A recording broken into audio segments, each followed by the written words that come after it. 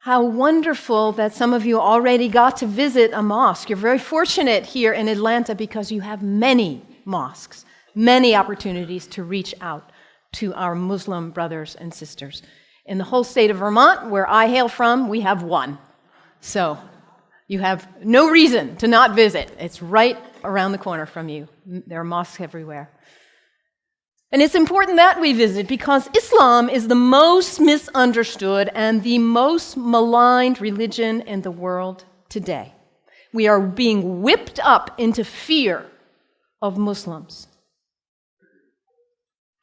And when we are afraid, we're stupid, actually. We're operating out of just that reptilian part of our brain. When we're afraid, we don't have access to our higher functionings, our whole self, the power of the knowledge in our hearts, our whole being. We're resigned to a small place of living. Ali, the son-in-law of the Prophet, says, people are afraid of what they don't understand. So my hope today is to share with you a little bit about what I love about Islam in order to invite you to a place of more understanding and less fear. Islam is very practical. If you are looking for insights about how to live a good life, how to be a good person, Islam has wonderful gems to offer to you. One of the things I love most about Islam is that it invites us to be concerned about what is the most important thing in life. To get our priorities straight. What is it for you?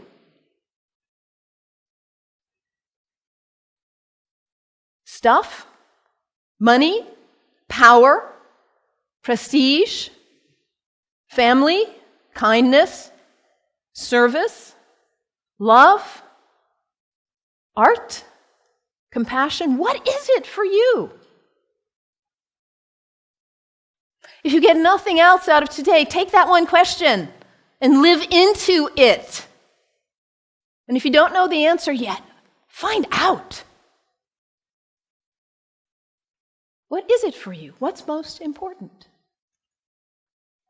In Islam, the answer is very clear.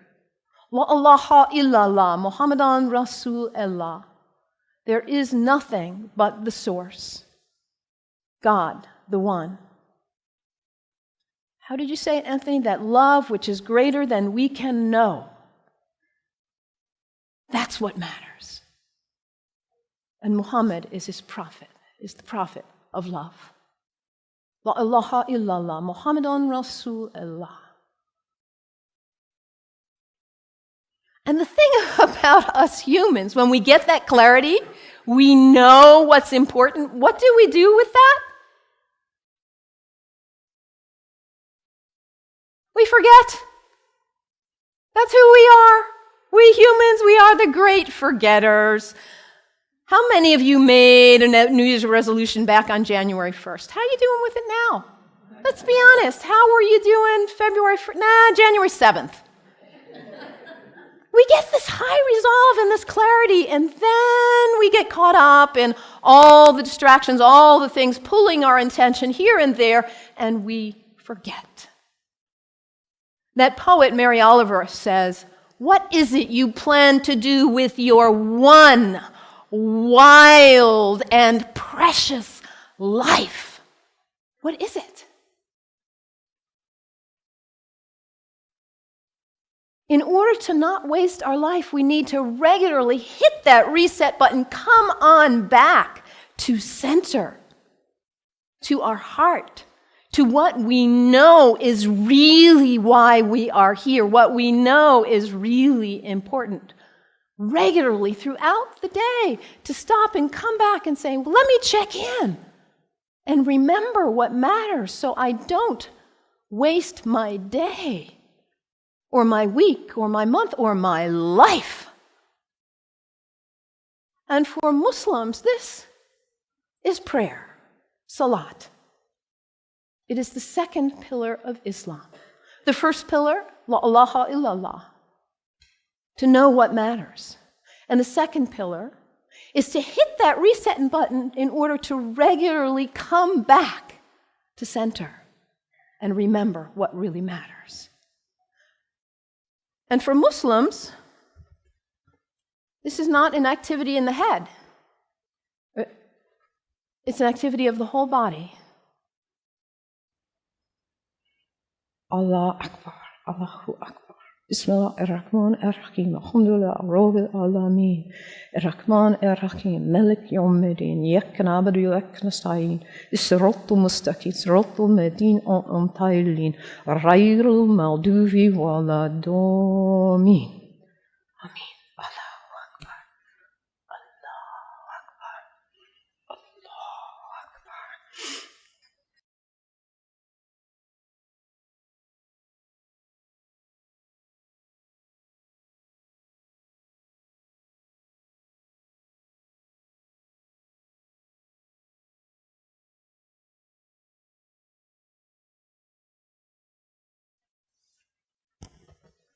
Can you imagine how limber you'd be if you did that 17 times a day? And it's done in the direction of Mecca, northeast, more or less. To hit that reset button in order to come back, to hear that voice still and small, like we just sang about, to come back to what matters. So practical, I love that, the second pillar of Islam. Islam also reminds us to always be concerned about those who are less well off than ourselves. Over and over in the Quran it says, be concerned about the widows and orphans. Be generous. I brought some soup as a symbol of generosity, giving, donating to food banks, giving to people who need food. I think about Muhammad almost like a social genius. He himself was an orphan. By the time he was 6 years old, he had already lost both his parents. He knew marginality. He knew it.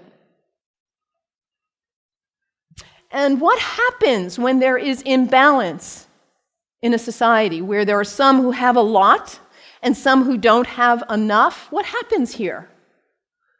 Those who don't have enough are suffering, aren't they? Out of their lack of nutrition, food, healthcare, hygiene, educational opportunities, they suffer. And in their suffering, they may experience illness. Their illness doesn't stay there, does it? It spreads to the rest of the people. And in their need, they may choose to engage in criminal activity just to try to put food on the table. And that destabilizes the whole society when you have some without and some with too much. And what about the people with too much? Greed is spiritual bankruptcy. We cannot know well-being in our hearts when we are surrounded with too much while others are suffering. It creates instability. And Muhammad, peace be upon him, he was a spiritual genius, saying, let's bring it back into balance. Let's give. Let's be generous. And this is the third pillar of Islam, zakat, generosity. I love that about Islam. And I love, too, that Islam invites us to take a break from our habits. We humans, we're habitual creatures. We just are. We do something once, we do it again, we do it again. We just do. How many of you are sitting in the same seat you always sit in today? That's okay. Nothing wrong with that. We're creatures of habit. And if the habit's a good one, like brushing your teeth, wonderful. It strengthens you. Your habits can raise you up to give you strength and clarity to live your life on purpose with integrity. Or your habits can pull you down.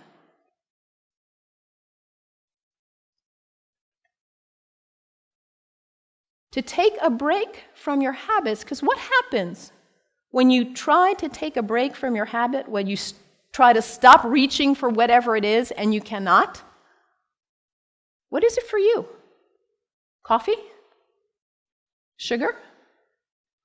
Alcohol? Drugs? Sex? Shopping? Your cell phone? Your tablet? Gossip? What is it for you, this behavior that you're caught in? You know it's not worthy of your best self, and yet there you are.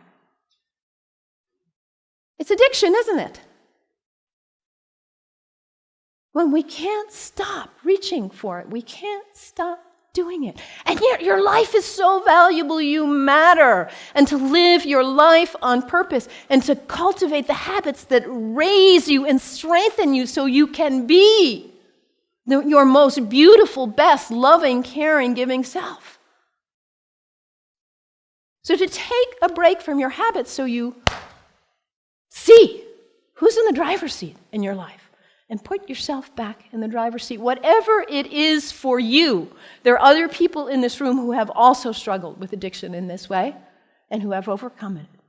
You can get help. You can do it. Your life matters. It's valuable. This is the next pillar of Islam, fasting. Fasting not just from food, but fasting from other activities and behaviors as well. And when we fast from food in particular, and it says over again and again in the Quran, fasting is good for you if you only knew. Because we put too much in our bodies, don't we? We stress them. We overeat and put junk. And we don't honor the beauty of ourselves. And also, when we fast, hunger is not a theory in the head, it's an experience in the body when we fast from food, that feeling. And then when you see somebody else on the street who is begging, it's not a theory. You feel empathy because you know what hunger feels like. It's harder to close your eyes and walk right on by. Muhammad, that spiritual social genius, to create harmony and stability in society. The fourth pillar of Islam, fasting, taking a break from your habits. So practical, I love it.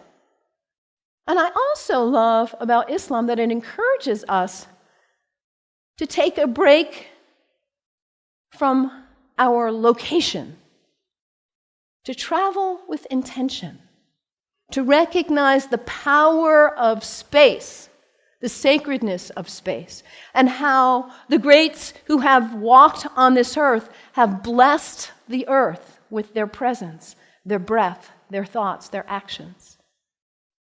I know you are on the verge of a major decision about this sacred space for you. You have made this place sacred by your presence here. And as you perhaps choose to move on, you will perhaps make a new place sacred by your use and your love. The earth is sacred. Our places are sacred. And when we travel with intention, we are changed by it. This is the fifth pillar of Islam, pilgrimage. And for Muslims, the pilgrimage is to Mecca, which none of us will probably go there. But where is pilgrimage for you? And what happens when we go? We leave our usual haunts. We travel with intention. We let ourselves be changed, be opened by new experiences, new interactions. And we come back and we are not the same. We look at our lives and we say, why was I doing that? I'm not going to waste my one wild and precious life on that. And we come back renewed and with a new value, a new understanding of the sacredness of our location, the beauty of the earth. I love this about Islam. So practical. What's the one thing that matters in your life? Hit that reset button regularly so you come back to your purpose. And don't be self-centered. Be always concerned about others and their needs. those less well off especially. And recognize the sacredness of the temple of your body. Cultivate habits that are worthy of you, that lift you to the best of who you are.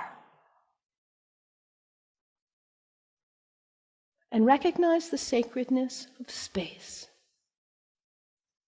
and the gift of the ancestors, the sages, the saints, the prophets who have gone before us and held a beacon of example for us.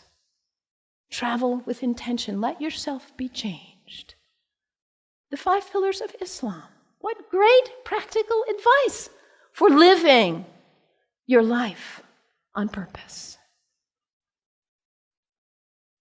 And yet, at the same time as all of what I've told you is true, the beauty of this great tradition, we are being whipped up into fear against Muslims and Islam.